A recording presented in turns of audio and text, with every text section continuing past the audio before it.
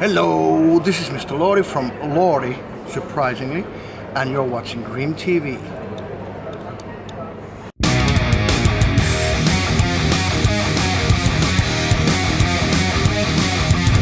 How are you doing today?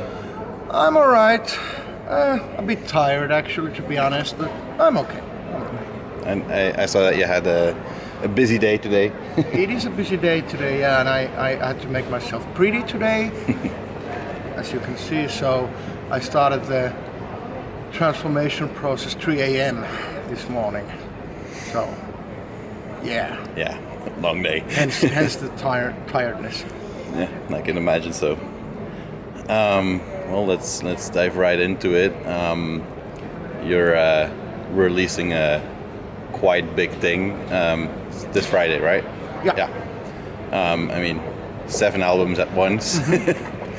I remember last time we talked. We were talking about how cool and impressive it was that you had that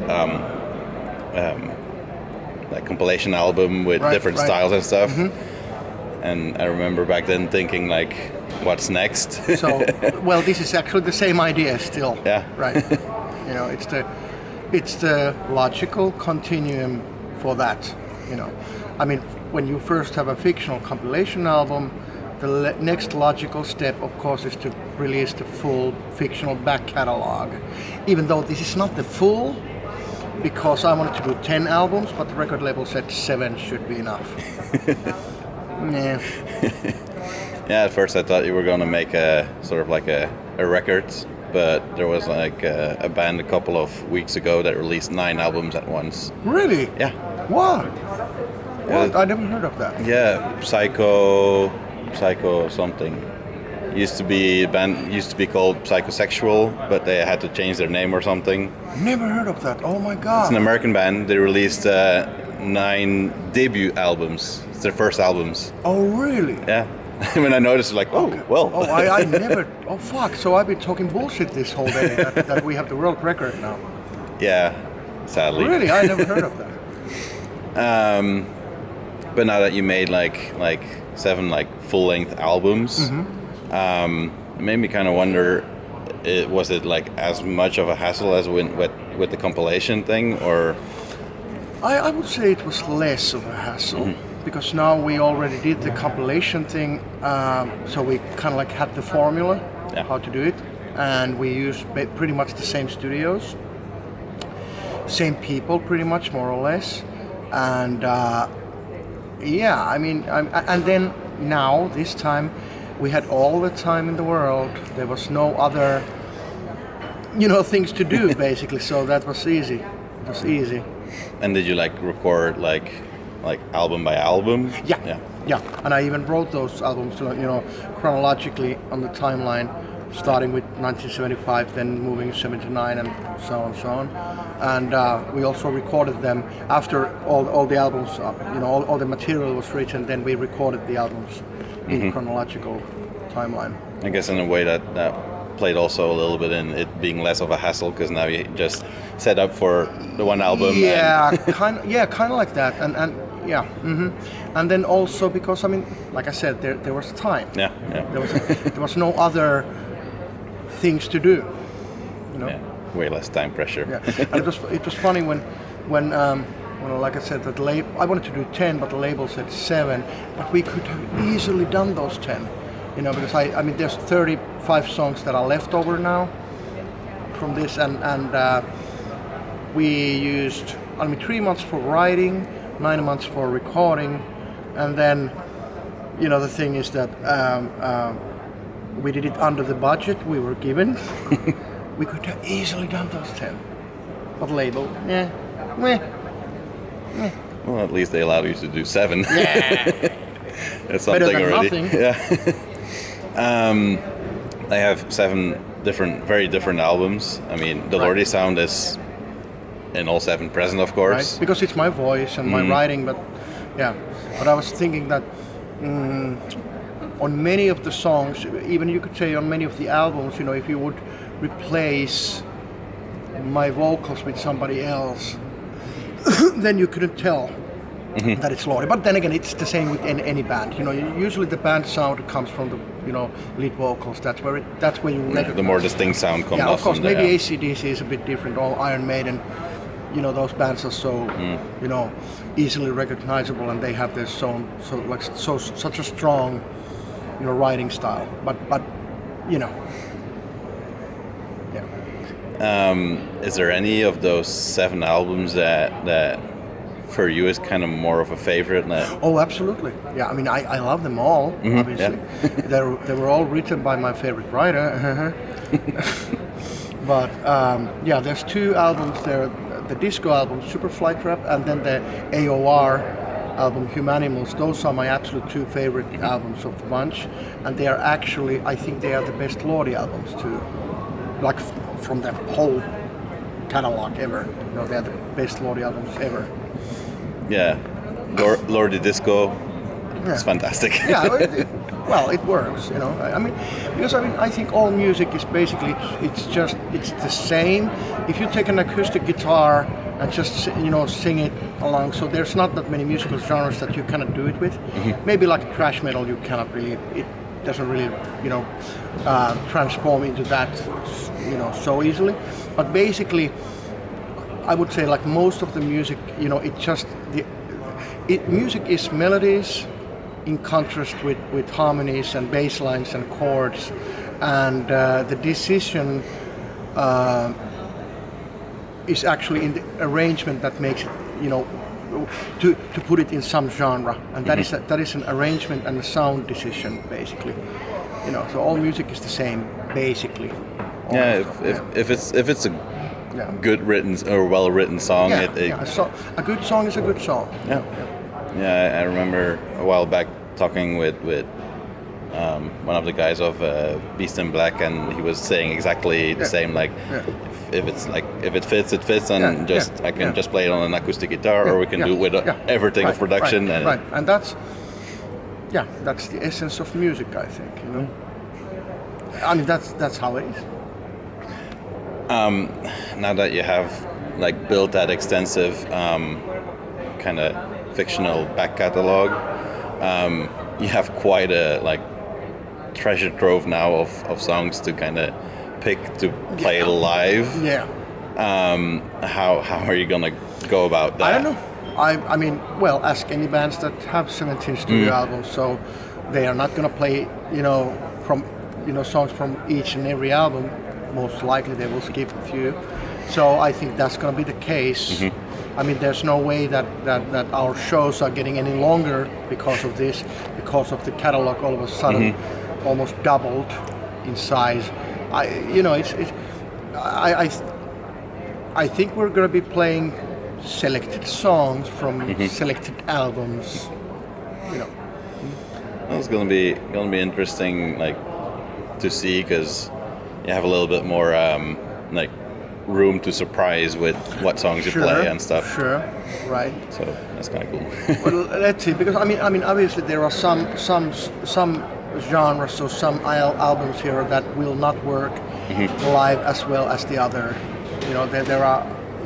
I think we could pull off disco thing, but of course we would have to arrange it, rearrange it a little bit, because I mean our gear and all our stage sound is not really suitable for the disco guitars, for example, the disco drums. Also the bass sound, it shouldn't have any distortion or shit like that. So if you I mean, whereas like AOR, soft rock or stadium rock or whatever, classic rock, that can be played even with a more modern rock or metal, if you will, sound. I think. I think. I think that that progressive stuff or the early 70s rock. Yeah. I mean, they are not going to be working that well in a live situation. Because they are more the progressive stuff is so complex, and it's not a band album per se. The songs are not, you cannot strip them down, the songs, and take all the orchestration away, because then it loses a lot of essential parts of the of the genre, you know, without them. You know, because there are long parts, there are long minutes in that album, for example, without the band instruments besides the, I would say, drum and the bass. So, you know, drums and the bass. So, you know, so.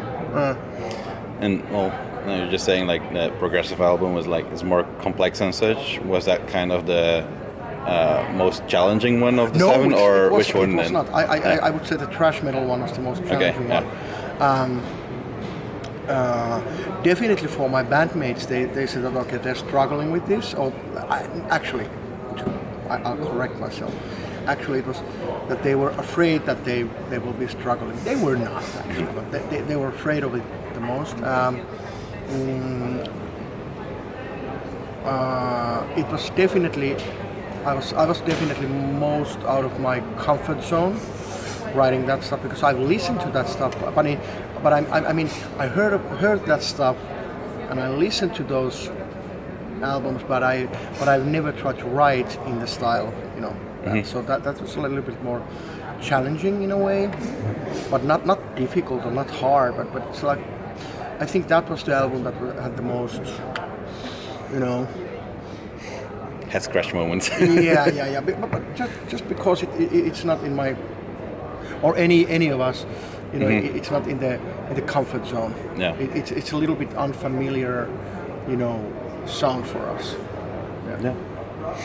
I think overall it's really cool when you go through all the albums. You can very clearly hear like sort of inspirations of certain bands from that period, while still, of course, that Lordi sound maintained. Yeah. It's really interesting. Like on my way here, I listened to the last album, and like I hear quite some songs. I hear like kind of White Zombie, Rob Zombie sounds. Yeah, Rob Zombie, Ministry, D Krups, Clawfinger.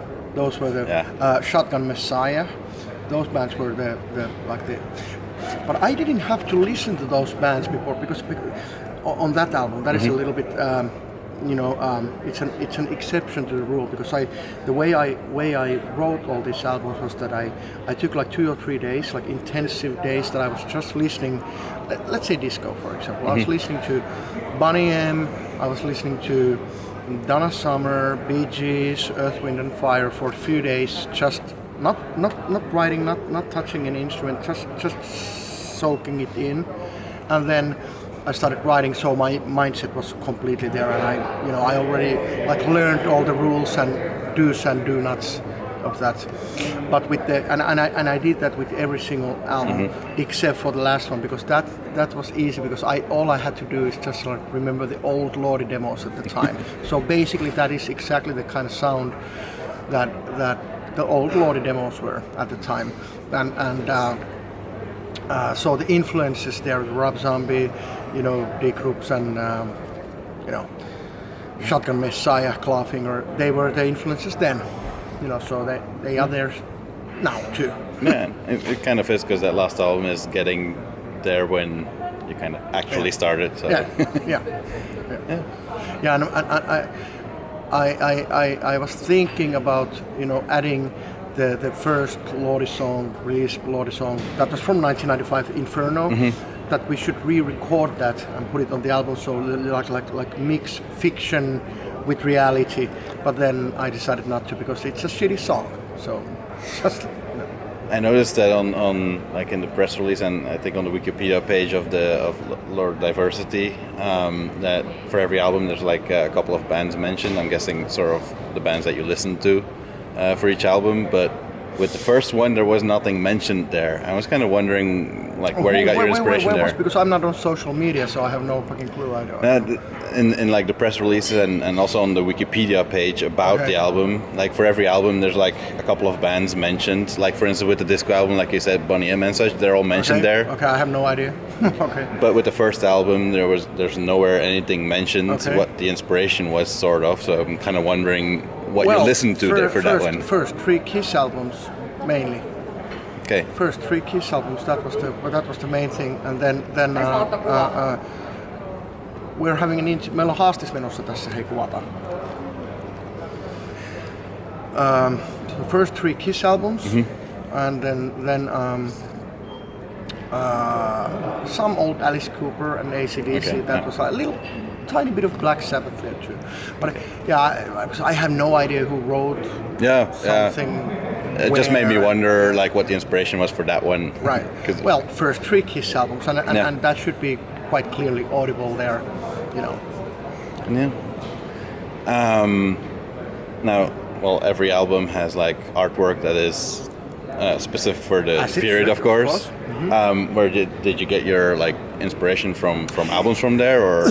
Yeah, yes and no, depending on the album. Of course, I try to, with everything, even with the graphics, you know, try to do an album cover that would fit in that it would not be out of time of that selected supposed year, like 75 album. That the first one is basically done in a way. The starting point was Kiss Hotter Than Hell cover, but then I went through a lot of, you know, albums released in 74, 75, 76, and looking at the covers, and I saw that okay, there's a certain trend that is in all of them. You look at hand drawn, you know, very colorful, weird shapes and shit, you know, that, you know, some very acid trippy, you know, feels to it, and so on. And, you know, disco albums, their covers are pretty like they are, you know, usually quite shitty, and that's what I did. And, you know, conceptual albums seems to have a kind of like a fairy tale book covers in a way, most of them. And so on, you know. Yeah. So yeah, I try to like do some sort of a average standard style cover of that any given year, you know, in the genre, of course. Yeah. Yeah, well, it's cool Which to see means how, that these are not that there's only 1 or 2 album covers that are actually painted. Because usually all the Lordi album covers that I paint them, but it doesn't fit in many of these. You know, they are like, for example, the Kiss Destroyer and Logan. Those are exceptions in those years. There were not that many album covers painted at that time, for example. And, you know. I also noticed on the Humanimals album that there was a second song that you wrote with Jean Bouvier. Oh, yeah, the last one is actually Humanimal. Yeah. The song is, we wrote it with Sean and our guitar player Eamon. Yeah. That's one of the 7 songs we wrote a few years ago. Is it already like 3 years ago? And Scream Demon was on Collection, and now this one on this. And it was cool to notice that his name popped up there besides the song that was on the compilation album already. Right. I think we should wrap it up. I already got the sign. Like. Oh, you got the sign. Uh-huh. Is there anything you would like to add? Still? I don't know. I don't know. Yeah. Merry Christmas. Yeah. Well, we're almost there. Happy New Year. Yeah. Well, we'll enjoy the albums. Play nice. This went like 78 songs that we get to enjoy Friday. Right, well, should feel a good night. Yeah, it's a good 5 hour, you know. It's somebody's having enough. If somebody's brave enough to do that, I've done it a few times, you know, with the production people and the band. We listen to them like twice. Yeah, all of them. We've done that. I tried to review all of them, but it's a lot of work. Well, you need 5 hours. That's what you need. Yeah. All right. Hopefully, get to see you sometime soon on stage again. Sure. And lots of luck with the we'll see. Not album, but with the box set. Yeah. Albums. All right. All right. Thank you for the talk. Thank you, sir.